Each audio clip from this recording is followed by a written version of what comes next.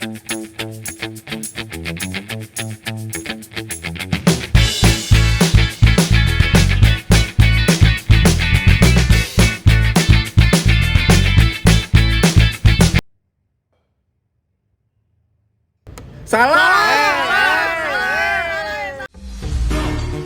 hari ini kita akan melakukan pengujian di laboratorium Poltekkes Kemenkes Malang.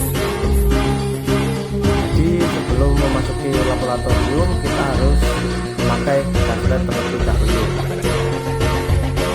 Kemudian kita harus memakai masker sebagai syarat untuk memasuki laboratorium.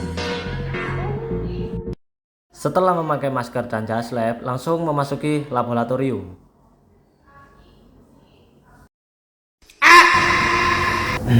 Assalamualaikum warahmatullahi wabarakatuh. Perkenalkan, nama saya Gita Pradabilaga dari Institusi Kemenkes Malang, Prodi Didikan Analisis Informasi dan Makanan. Jadi di sini saya akan membahas tentang teori parasetamol. Parasetamol atau yang bisa disebut acetaminophen adalah obat analgesik, penahan rasa sakit atau penahan rasa nyeri. Kemudian dia antipiretik, penurun rasa panas atau demam, yang aman, efektif, dapat ditoleransi dengan baik dan murah dengan efek samping yang relatif sedikit bila digunakan pada dosis terapeutik yang dianjurkan. Kemudian parasetamol pertama kali diperkenalkan pada tahun 1955 untuk aplikasi klinisnya dalam menyembuhkan demam, sakit kepala, dan rasa nyeri. Kemudian sejak saat itu mulai banyak digunakan secara luas hampir di seluruh dunia. Jadi berdasarkan Farmakope Indonesia edisi 5, rumus bangun senyawa parasetamol sendiri ini. Kemudian nama kimianya 4-hidroksida asetanilida. Kemudian nama bahan obatnya acetaminophen atau paracetamolum. Kemudian rumus molekulnya ini C8N9NO2. Kemudian berat molekulnya 151,16. Pemberian sebuah halus, putih, tidak berbau, rasa sedikit pahit. Jadi itu sekilas tentang teori parasetamol.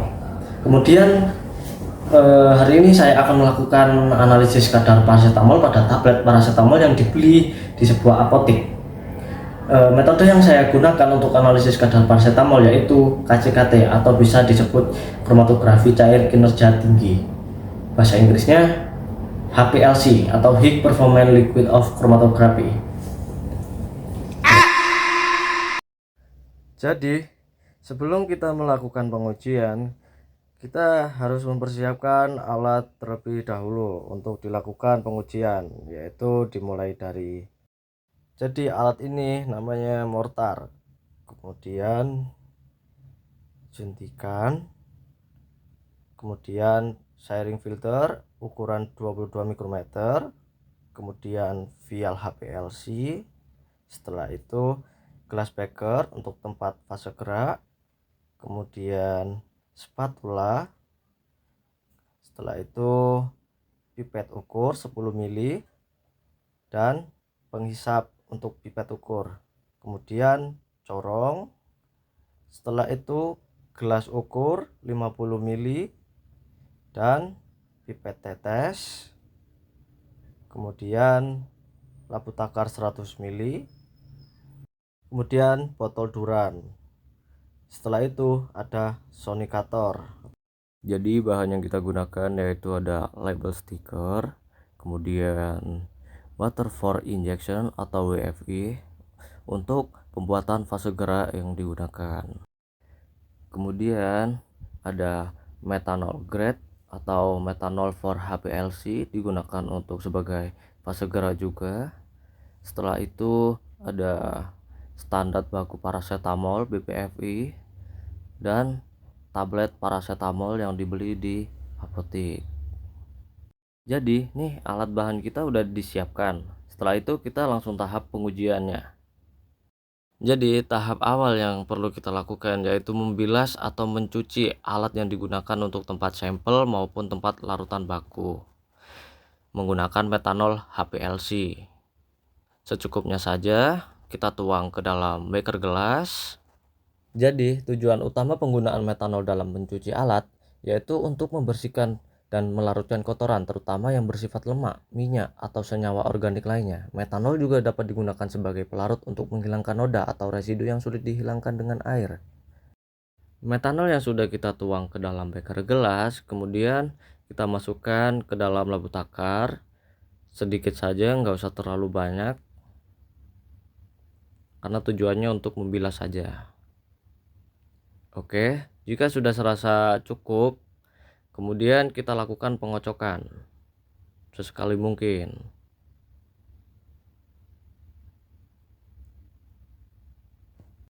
Kemudian setelah selesai, kita lanjutkan pembilasan pada botol duran untuk tempat fase gerak yang kita gunakan.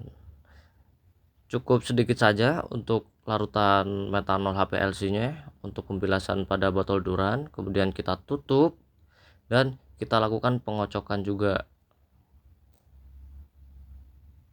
Kemudian kita bilas juga tempat larutan sampel dan larutan baku. Dan sebelum melakukan pengujian untuk menggunakan HPLC, alat-alat yang digunakan harus terbilas dengan bersih agar menghindari dari kontaminan dari senyawa-senyawa yang menempel pada alat. Kemudian alat-alat yang kita bilas tadi, metanol yang berada di dalam alat kita buang ke dalam limbah. Ingat, limbah metanol tidak diperbolehkan dibuang di wastafel. Dibuang di tempat limbah pada masing-masing laboratorium. Pasti ada dong tempat limbah di masing-masing laboratorium. Metanol yang digunakan untuk pembilasan setelah dibuang ke limbah, kemudian alat dikeringkan terlebih dahulu. Setelah itu kita lanjut ke tahap selanjutnya. Baik, jadi kali ini sebelum melakukan penimbangan, membersihkan raca analitik terlebih dahulu menggunakan kuas. Pembersihan ini dilakukan sebelum digunakan maupun sesudah digunakan, karena tujuan membersihkan raca analitik itu untuk memastikan akurasi dan presisi pengukuran serta menjaga keawetan alat. Kemudian pembersihan rutin membantu mencegah kesalahan pengukuran, kemudian menjaga kinerja neraca dan memperpanjang umur pakai alat.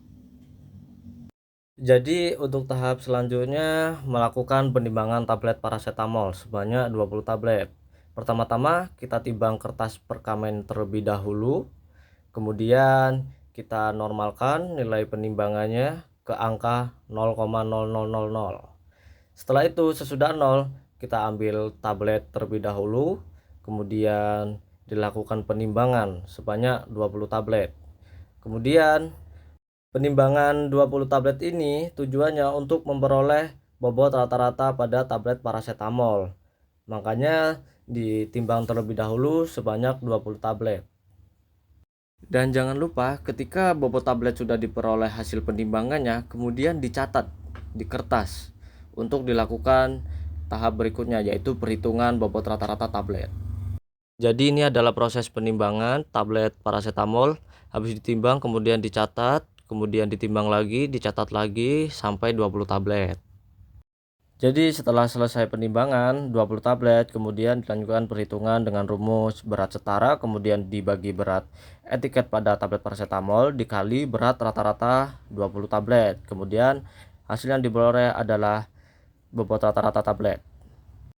Jadi untuk tahap selanjutnya yaitu pembuatan fase gerak dengan campuran metanol air dengan perbandingan 3:1 dalam 200 ml, yaitu di botol Durhan.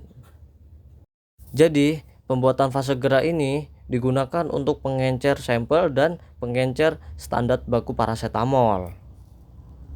Pada pembuatan fase gerak, pertama-tama kita tuang dulu metanol dalam botol ke beker gelas secukupnya saja. Oke, sudah selesai. Kemudian dimasukkan ke gelas ukur untuk diukur volumenya. Jadi di sini metanol yang digunakan yaitu 150 ml. Diukur dengan gelas ukur. Setelah itu, metanol yang sudah diukur 150 ml kemudian dimasukkan ke dalam botol Duran. Kemudian ditutup.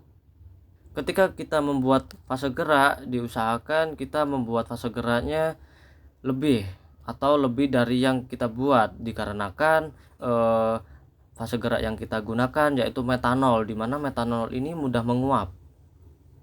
Jadi setelah mengukur larutan metanol, kemudian kita mengukur larutan air. Air yang digunakan untuk fase gerak ini yaitu WFI atau water for injection, khusus untuk HPLC. Di sini water for injectionnya kita menggunakan sebanyak 50 ml dalam 200 ml. Kemudian water for injection setelah diukur volumenya kemudian dimasukkan ke botol duran yang berisi metanol. Kemudian setelah itu dilakukan pencampuran antara metanol dan air dalam botol duran. Kemudian dikocok secara perlahan hingga tercampur antara metanol dan air.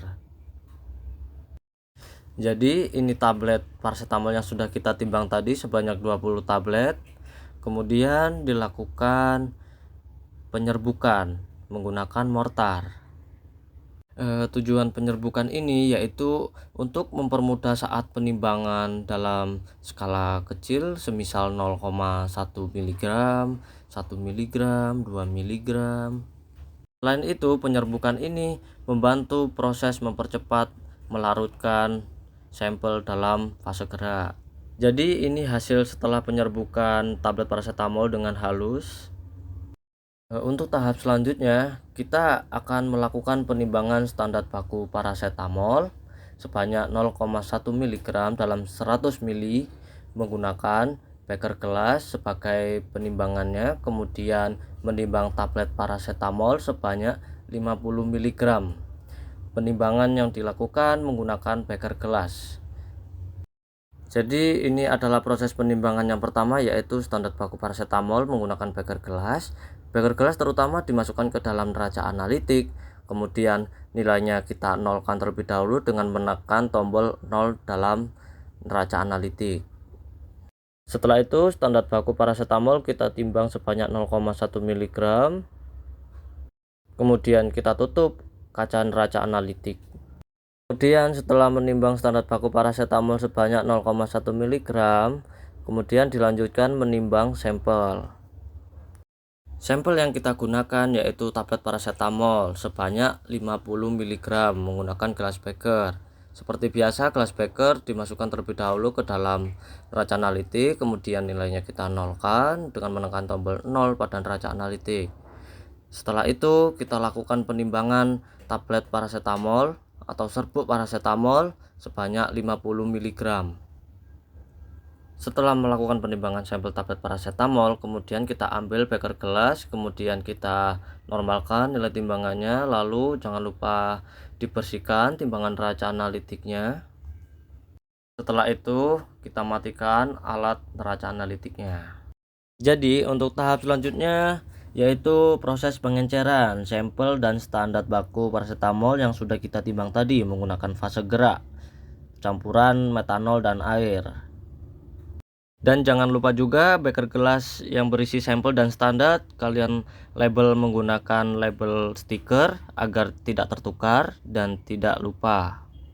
Sebelum kita melakukan pengenceran menggunakan fase gerak yang sudah kita buat tadi, kemudian fase gerak kita tuang terlebih dahulu, membilas gelas beker, kemudian kita buang ke limbah, kemudian kita isi menggunakan fase gerak. Sedikit saja untuk penuangan fase gerak ke dalam beker gelas untuk melakukan pengenceran. Kemudian fase gerak yang sudah kita tuang ke dalam beker gelas kita pipet, kemudian kita masukkan ke dalam beker gelas yang berisi standar paracetamol sedikit saja. Kemudian kita lakukan pengadukan menggunakan batang pengaduk. Pengadukan ini dilakukan sesekali mungkin jika dirasa standar sudah larut, kemudian dilanjutkan dengan sonikasi. Proses sonikasi dilakukan selama 30 detik atau 1 menit untuk memastikan standar benar-benar larut dalam fase gerak. Jadi standar baku yang sudah kita sonikasi barusan, kemudian kita lakukan pengenceran ke dalam labu takar. Tinggal kita masukkan saja larutan standarnya ke dalam labu takar menggunakan corong. Kemudian beker gelas bekas larutan standar kita bilas menggunakan fase gerak menggunakan pipet tetes.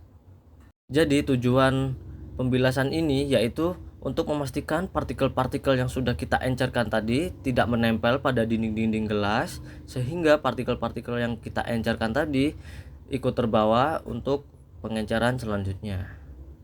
Dan jangan lupa juga corong yang digunakan harus dibilas kembali. Lanjut, fase gerak yang sudah kita buat kita tuangkan ke dalam beker gelas, kemudian kita tuangkan ke labu takar sampai leher labu. Kemudian setelah penambahan fase gerak sampai leher labu, kita lakukan pengocokan. Pengocokan ini bisa dilakukan arah berlawanan atau dari atas ke bawah, dari bawah ke atas, atau bisa juga digoyangkan. Setelah dirasa larutan tercampur dengan sempurna, lalu larutan tersebut kita taruh. Untuk tahap selanjutnya yaitu kita melakukan pengenceran sampel yang sudah kita timbang tadi menggunakan fase gerak yang sama seperti larutan standar. Kemudian fase gerak kita pipet secukupnya ke dalam beker gelas yang berisi sampel, secukupnya saja. Kemudian dilanjutkan dengan pengadukan menggunakan batang pengaduk. Kemudian sampel yang sudah kita larutkan menggunakan fase gerak kita sonikasi selama 30 detik atau 1 menit hingga larutan larut dengan sempurna sambil diaduk. Jadi larutan sampel yang sudah kita sonikasi kemudian kita masukkan ke dalam labu takar, kemudian beker gelas kita bilas, lalu bilasan tersebut kita masukkan kembali ke dalam labu takar dan corong yang kita gunakan kita bilas kembali. Lalu setelah pembilasan corong kemudian tambahkan fase gerak sampai leher labu. Setelah ditambah fase gerak sampai leher labu kemudian kita lakukan pengocokan. Pengocokan dilakukan yang sama, bisa dengan arah berlawanan, kemudian dilakukan penggoyangan. Jadi setelah dilakukan pengocokan pada dua larutan tersebut antara larutan standar sama larutan sampel, kemudian dilanjutkan dengan sonikasi pada masing-masing larutan antara larutan sampel dan larutan standar. Pada proses sonikasi dilakukan selama 5 menit untuk mendispersikan struktur partikel dalam suatu sampel menggunakan gelombang ultrasonik. Jadi ini dilakukan dengan menciptakan getaran mekanis yang kuat yang dapat memecah ikatan antar molekul sel atau agregat partikel. Jika sudah melakukan proses sonikasi selama 5 menit, kita angkat labu takar. Kemudian jangan lupa mematikan alat sonikasi apabila tidak digunakan. Kemudian tahap selanjutnya yaitu mentandabataskan larutan yang berada di labu takar menggunakan fase gerak yang sudah kita buat tadi. Kemudian larutan fase gerak dipipet, kemudian dimasukkan ke dalam labu takar secara pelan-pelan, tidak usah terlalu buru-buru, dan perlu diingat saat mentandabataskan usahakan mata sejajar dengan meniskus labu. Kemudian larutan tersebut antara larutan sampel dan larutan standar sudah ditandabataskan, kemudian dilakukan pengocokan. Pada proses pengocokan dilakukan secara perlahan-perlahan dari atas ke bawah, dari bawah ke atas. Setelah dilakukan pengocokan, kita lakukan ke tahap selanjutnya. Jadi di sini kita menginginkan konsentrasi larutan sampelnya menginginkan konsentrasi yang paling kecil yaitu 0,01 mg per mililiter. Maka dari larutan sampel yang awal tadi kita buat, kita ambil sebanyak 1 mili ke dalam labu takar 100 mili menggunakan pipet ukur. Jadi larutan ini adalah larutan yang akan dianalisis menggunakan instrumen HPLC dengan konsentrasi kecil. Kemudian larutan ini ditandabataskan menggunakan fase gerak yang sudah kita buat tadi. Jadi fase gerak kita tuangkan perlahan-perlahan ke dalam labu takar. Kemudian jika sudah sampai leher kita pipet larutan secara perlahan-perlahan sampai tanda batas. Usahakan posisi mata dengan batas meniskus labu sejajar. Jadi ini hasil yang setelah ditanda bataskan. Jangan lupa setelah ditanda bataskan dikocok kembali dengan menggoyangkan lampu takar atau bisa dengan arah berlawanan. Jadi ini masing-masing larutan standar baku paracetamol dan larutan sampel pengenceran kedua. Setelah itu dilakukan ke tahap selanjutnya. Jadi untuk tahap selanjutnya, kedua larutan tersebut antara standar baku paracetamol dan larutan sampel pengenceran kedua disaring menggunakan sharing filter ukuran 22 mikrometer. Jadi ini seperti contohnya. Kemudian untuk penyedotnya menggunakan suntikan. Penyaringan pertama yaitu larutan sampel. Kita tuang larutan sampel ke dalam beker gelas. Kemudian kita ambil menggunakan suntikan. Kemudian kita bilas suntikannya menggunakan larutan sampel sebanyak 2 kali dan kita buang ke dalam limbah yang berada di beker gelas. Setelah itu kita ambil kembali larutan sampelnya. Kemudian kita pasangi dengan sharing filter 22 mikrometer. Kemudian hasil penyaringan dimasukkan ke dalam vial HPLC. Kita buang 2 mili pertama. Kemudian sisa 1 mili di dalam suntikan kita saring dan dimasukkan ke dalam vial HPLC karena suntikan yang kita pakai menggunakan 3 mili. Kemudian setelah selesai penyaringan di dalam vial HPLC, kemudian ditutup dan ini penampakannya. Selanjutnya penyaringan larutan baku standar. Prosedur yang digunakan sama seperti penyaring larutan sampel. Pengambilan larutan pertama menggunakan suntikan dibilas terlebih dahulu sebanyak 2 kali. Kemudian pasang sharing filter ukuran 22 mikrometer. Setelah itu dimasukkan ke dalam vial HPLC. Pada saat menyaring larutan menggunakan sharing filter diusahakan secara pelan-pelan. Apabila tidak dilakukan secara pelan-pelan, kemungkinan partikel-partikel yang tidak larut di dalam larutan akan ikut ke dalam vial HPLC dan itu sangat mengganggu proses pembacaan pada instrumen HPLC. Jadi ini adalah hasil penyaringan larutan standar baku paracetamol dan larutan sampel tablet paracetamol yang digunakan untuk proses analisis menggunakan instrumen HPLC. Jangan lupa kalian bersih-bersih alat meja, kemudian cuci-cuci alat yang digunakan untuk preparasi. Setelah itu mengembalikan kepada tempatnya. Jadi gitu. Jadi sebelum mengoperasikan instrumen HPLC perlu diketahui penggunaan HPLC ini bertujuan untuk melakukan pemisahan molekul dalam waktu yang sesingkat mungkin. Pada umumnya HPLC juga digunakan untuk mengidentifikasi dan mengukur jumlah senyawa dalam proses pengembangan obat-obatan. Kemudian prinsip kerja HPLC sendiri yaitu dengan memisahkan komponen analit berdasarkan tingkat polaritasnya pada tiap campuran yang keluar dideteksi oleh detektor dan dicatat dalam bentuk kromatogram. Kemudian jumlah puncak dalam kromatogram mengindikasi jumlah komponen, sementara luas puncak mengindikasi konsentrasi komponen dalam campuran.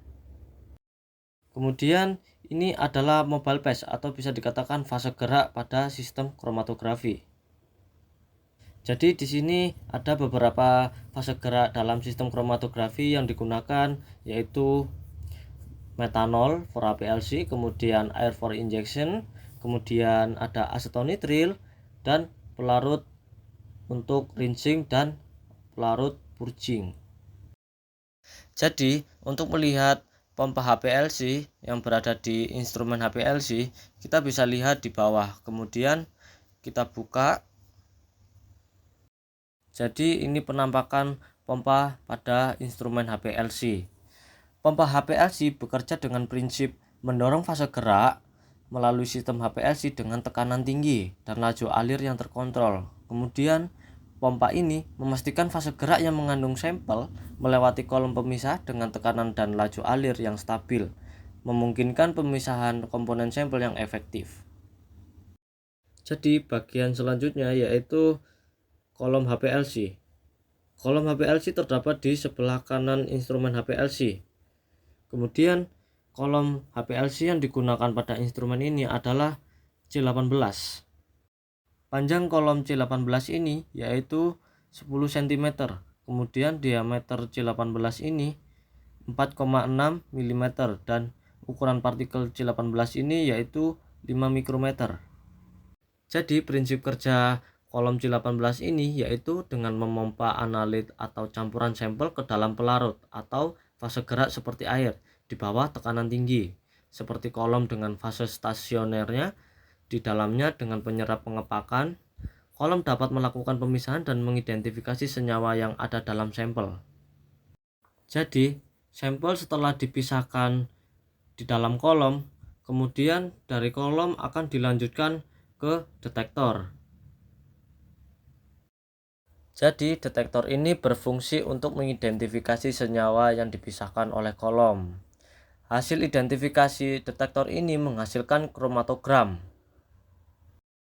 Jadi, sebelum dan sesudah menggunakan instrumen, perlu diperhatikan kita harus melakukan purging dan rinsing terlebih dahulu. Purging dilakukan untuk menghilangkan gelembung dan membersihkan selang, terutama pada saat pergantian pelarut pada botol HPLC di selang yang sama. Kemudian rinsing dilakukan untuk membersihkan pompa, terutama jika menggunakan fase gerak larutan buffer. Sebelum melakukan purging dan rinsing, klik terlebih dahulu tulisan purging pada layar instrumen, kemudian klik nomor 1 atau nomor 2 dan rinsing, kemudian lalu tekan OK sampai tanda biru. Kemudian saat melakukan purging dan rinsing, putar knob melawan arah jarum jam. Posisi ini menunjukkan sistem dalam kondisi terbuka, fase gerak atau fase gerak tidak melewati kolom. Kemudian tutup kembali, putar searah jarum jam. Kemudian atur waktu purging dan rinsing selama 5 menit. Jadi untuk tahap selanjutnya pembuatan metode. Pembuatan metode dapat dilakukan pada komputer dengan tahapan klik icon pada komputer, kemudian ketik admin pada kolom user ID, kemudian klik OK tanpa menghiraukan password. Ketika muncul tampilan seperti ini, klik 1 kali pada instrumen, lalu klik 2 kali pada LC. Kemudian new method untuk membuat metode baru, kemudian open method untuk membuka metode yang sudah dibuat. Muncul tampilan seperti ini. Jadi yang kita isi adalah yang berada di kotak merah ini. Ada data equation, kemudian LC temp proc, kemudian pump, detektor, column oven, controller, auto sample, auto purge. Jadi untuk mengisi data equation ini, bagian pertama yaitu digunakan untuk mengatur waktu yang digunakan untuk sekali running sampel atau pembanding. Kemudian waktu yang kita gunakan di sini yaitu 60 menit. Kemudian pada bagian kedua, LC temp proc digunakan untuk mengatur dan persentase fase gerak jika sistem LUC yang digunakan adalah gradien. Berhubung kita di sini menggunakan sistem fase gerak isokratik, jadi kita tidak perlu menggunakan LC temp proc. Jadi di sini pada tanda merah kita menggunakan isokratik flow karena menggunakan 2 pelarut metanol dengan air. Kemudian pada tanda biru kita menggunakan 1,5 mili per menit. Kemudian mobile phase pada kotak merah kita isi metanol dan air. Kemudian bagian keempat adalah detektor A, digunakan untuk mengatur panjang gelombang. Panjang gelombang yang digunakan untuk analisis paracetamol yaitu 243 nanometer. Kemudian bagian kelima yaitu column oven, digunakan untuk mengatur suhu kolom. Centang pada column oven dan ubah suhu sesuai literatur. Jika tidak ada keterangan suhu, maka hilangkan tanda centang. Di sini kita tidak ada keterangan, maka kita tidak perlu mencentang pada column oven. Jika selesai, lalu download and close pada tanda biru di bawah. Jadi untuk tahap selanjutnya yaitu pengondisian alat. Pengondisian alat merupakan proses untuk memastikan bahwa pompa dan kolom dalam kondisi siap untuk dilakukan injeksi. Kemudian proses dilakukan dengan cara menyalakan instrumen dan melihat apakah pompa sudah stabil dan kolom sudah tidak ada sampel tertinggal pada kolom. Kemudian klik pada tanda merah edit instrument parameters untuk pengecekan ulang sistem. Klik sampai bertanda warna biru. Kemudian tunggu beberapa saat, lalu akan muncul tampilan seperti di atas. Kemudian garis hitam menunjukkan respon detektor. Jika ada puncak maka ada senyawa yang terdeteksi. Sedangkan garis biru menunjukkan tekanan pompa. Setelah dua garis lurus, pastikan garis hitam pada posisi 0. Jika garis hitam tidak pada posisi 0 pada sumbu Y, maka silakan klik 0 pada tanda merah. Injeksi dapat dilakukan jika garis hitam dan garis biru keduanya dalam kondisi lurus. Pada tahap selanjutnya yaitu injeksi sampel. Klik single run atau start single yang ada tanda panah di layar. Setelah mengklik single run, kemudian simpan hasil pada folder komputer. Pada lingkaran merah, letakkan sampel pada vial dan tray yang diinginkan, lalu setting bagian lingkaran merah. Sesuaikan posisi vial sampel dan posisi standar. Kemudian tekan OK. Jadi ini gambar tray 1 dan tray 2 pada instrumen HPLC untuk tempat vial. Jadi yang kita gunakan yaitu tray 1, vial 1 dan vial 2. Kemudian untuk tahap selanjutnya yaitu pencatatan hasil dan waktu retensi dan area. Ada dua cara. Cara pertama yaitu ketika muncul tampilan seperti pada di gambar, klik post run kemudian klik post run lagi. Kemudian untuk cara yang kedua yaitu tinggal klik data analis pada tanda merah. Jika muncul gambar sebagai berikut, cari file yang akan dicari dengan klik gambar folder pada tanda merah, kemudian maka akan muncul file di bagian tanda biru. Cari nama file yang diinginkan, klik nama file 2 kali. Kemudian catat hasil waktu retensi dan area dengan cara lihat pada tabel di bawah. Jadi kita sudah selesai melakukan running pada paracetamol. Kemudian ini adalah kromatogram pada standar baku paracetamol yang memiliki nilai waktu retensinya dengan luas areanya 2001. Jadi gambar yang kedua ini adalah hasil kromatogram pada tablet paracetamol dengan waktu retensi 0,545 dengan luas areanya 5268. Kemudian hitung kadar paracetamol menggunakan rumus RU dibagi RS kemudian CS dibagi CO. RU adalah respon puncak larutan uji dan larutan baku. Kemudian CS adalah kadar paracetamol BPFI dalam miligram per mili. Kemudian CU adalah kadar paracetamol dalam miligram per mili, kemudian dikalikan 100%. Jadi hasil analisis kadar paracetamol pada tablet paracetamol yang kita gunakan ini telah memenuhi persyaratan pada literatur yaitu farmakope dengan batas tidak kurang dari 90% dan tidak lebih dari 110%.